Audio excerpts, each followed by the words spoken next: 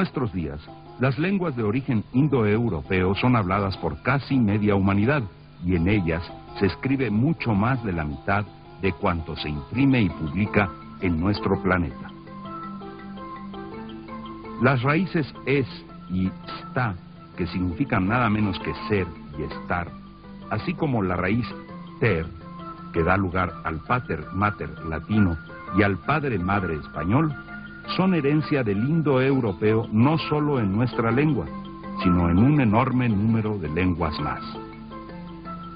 Aunque el caso más impresionante de continuidad es el caso de los numerales del 2 al 10. Por ejemplo, en indoeuropeo sería duo, trei, quetuer, penque, suex, septem, octo, neunem, decm. Ahora veámoslo a la inversa, en itálico, una de sus lenguas hijas.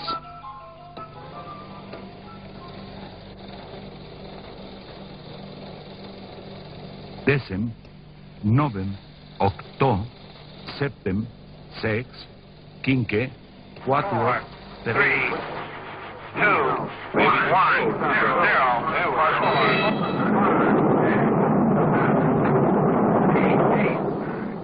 Es impresionante cómo hasta en la era espacial, un idioma como el inglés o inclusive el ruso conservan estas antiguas raíces indoeuropeas que también son las nuestras. Si pudiéramos viajar más atrás de los 7000 años, encontraríamos que los indoeuropeos no inventaron su lengua de la nada. El indoeuropeo viene de otra lengua, y esta lengua tuvo su madre, su abuela, su bisabuela y su tatarabuela, hasta llegar quizá a una especie de EVA lingüística. Pero hablar de esto es perderse en especulaciones, ya que hablar sobre el origen de la lengua es hablar sobre los orígenes del hombre. Pero vayamos a España, la primera patria de nuestra lengua. Los indicios más remotos que tenemos de España y sus lenguas son de cuando se llamaba Iberia, la región del río Iber, el Ebro actual. Esta región fue poblada en los tiempos primitivos no solo por pueblos de la Europa continental, sino también por pueblos llegados del norte de África. Los iberos fueron considerados como uno de los pueblos más avanzados de la época. Los iberos poseían el arte de la escritura y hoy en día algunos eruditos han comenzado a descifrar algunas de sus inscripciones. También los celtas, otro pueblo indoeuropeo, cuyo origen preciso es un misterio, dejaron una huella sobre el español, lo mismo que los griegos y cartagineses. Pero todos estos aportes se vendrían a unificar en el latín, que los romanos llevaron a España.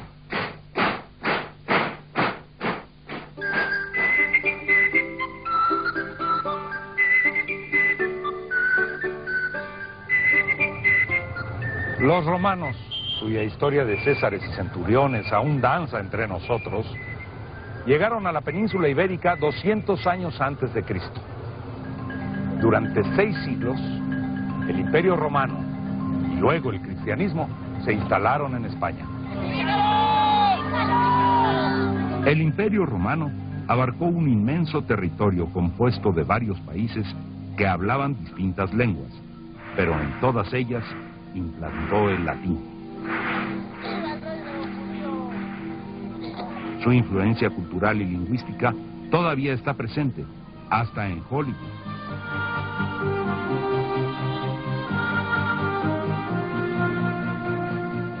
Sin embargo, el latín que llegó a España en el siglo II aprovechó la cultura y los aportes de la lengua de los antiguos pobladores, visitantes y anteriores invasores de la península ibérica. La palabra misma con la que los romanos llamaron al país recién conquistado por ellos parece ser una latinización del nombre que le dieron los comerciantes cartagineses: Hispania, tierra de conejos. ¿Coño? En efecto, parece ser que Hispania quiere decir tierra de conejos, quizá porque Había muchos conejos en España. Muchos objetos de la naturaleza todavía los nombramos con las voces milenarias de los celtas, que el latín retomó y heredó a sus lenguas hijas. El caballo,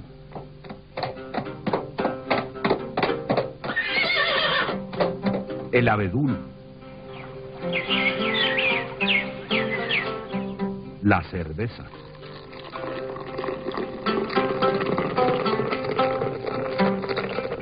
el camino,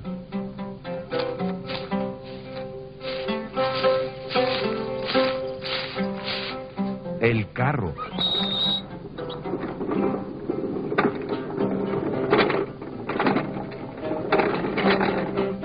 la cabaña,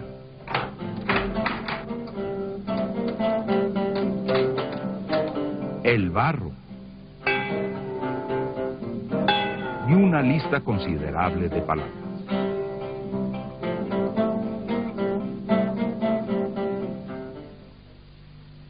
Sin los iberos no tendríamos los sufijos ro, ago y ego, ano y asco. No tendríamos el perro, el murciélago, el médano, el peñasco y tal vez tampoco tendríamos mujeriegos, al menos de palabra. Los romanos y su lengua se instalaron en la península ibérica y con ellos llegó también el horrible trabajo. El verbo latino para trabajar era laborare, pero los obreros hispanos no gustaban de tan inocente voz latina y prefirieron inventar el verbo tripaliare, de donde viene trabajo. El tripalium era un instrumento de castigo, un cepo para esclavos insumisos, hecho precisamente de 3 palos. Tripaliare era padecer el tormento del tripalium. En los conventos se encuentra una buena parte de la historia antigua de la lengua española, que se formó en un proceso de separación entre el latín culto, dominado y escrito por unos cuantos, y el latín vulgar, hablado por el común de la gente española.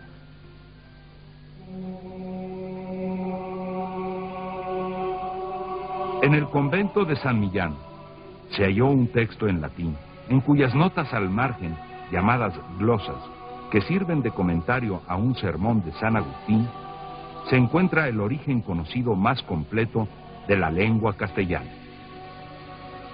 Páginas religiosas referidas a uno de los escritores que tuvo más influencia en la cultura medieval. Páginas a punto de deshacerse por el polvo y los hongos. Textos del año 950 al año 1000. Textos de 1000 y pico años de antigüedad. Aquí aparece ya la magia de algunas de las primeras palabras escritas en algo que puede llamarse español. Una de las actas de nacimiento de la lengua que documenta un parto de siglos de transformación del latín en lengua romance.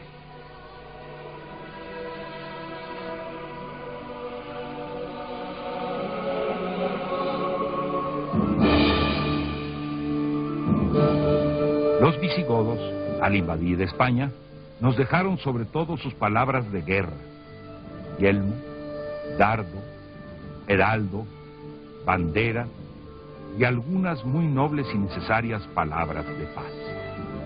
El pan y el jabón, la música del arte.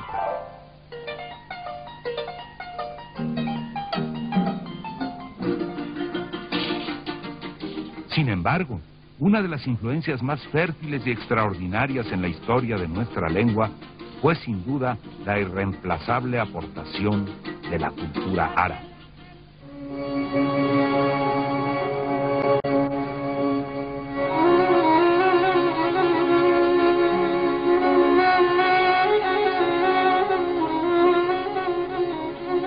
La historia de la expansión del Islam es, sin duda, una de las más animadas y positivas que existen.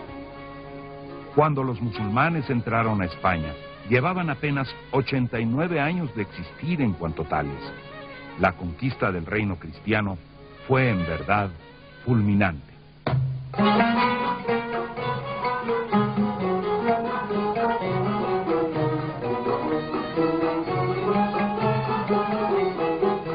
Al igual que los romanos y los cristianos, los árabes dejaron sus huellas hasta nuestros días. Las danzas folclóricas de España y México, como la famosa danza de moros y cristianos, es una muestra de ello. Sin embargo, para apreciar el gran valor cultural de la influencia árabe, tenemos que abandonar la visión estereotipada del valiente cristiano que se enfrenta al moro cruel y salvaje, o la del musulmán fanático que imagina a la cultura islámica devorada por los perros cristianos. La verdad es otra. Muchos pensadores modernos acaban fascinados por el dinamismo de la expansión islámica, así como de la tolerancia, el amor al trabajo y a los placeres de la vida, de la cultura y del arte que tuvieron los musulmanes en todos los países donde estuvieron. La civilización islámica no solo fecundó la ciencia y la filosofía medievales, sino también el gusto por las cosas buenas de la vida. La rica comida, la vestimenta, la música, las diversiones. La influencia árabe en nuestra lengua es enorme. Entre muchos ejemplos se encuentra la adaptación del artículo al, que sufrió un curioso proceso. Se tomó como si fuera parte de las palabras mismas. Así, en vez de decir simplemente moada, que era el nombre del cojín de dormir, decimos almohada y la almohada. Es decir, repetimos dos veces el artículo, una con el artículo la del español y otra con el artículo al del árabe, cuya presencia en alcohol, alambique o alberca identifica todavía a gran parte de los arabismos que alcanzan las 4000 palabras, un diccionario entero. Si a un palacio le quitáramos los aportes árabes, se quedaría sin la defensa de la almena y la atalaya, sin jardines de alelíes, azahares, jazmines y azucenas. Se quedaría sin el lujo de las alhajas, la alfombra y las telas de Tunesí, sin la música del laúd y el tambor, y sin el deleite del azúcar y los pastelillos de alfajor. Para acabar pronto, se quedaría sin adobe y azulejo, sin tabique y hasta sin albañil para construir. Claro, si las palabras tuvieran la magia de desaparecer consigo a su objeto. Los árabes cambiaron en muy poco tiempo el rostro de España, pero algunos no vieron con agrado ese cambio de rostro. Para los reinos cristianos medievales, esos siglos fueron los de la destrucción de España. Al arranque de la reconquista cristiana, árabes y judíos fueron desposeídos de sus tierras, y a partir del siglo XIV se acabó la tolerancia. Los castellanos vinieron a ser poco a poco los reconquistadores por excelencia.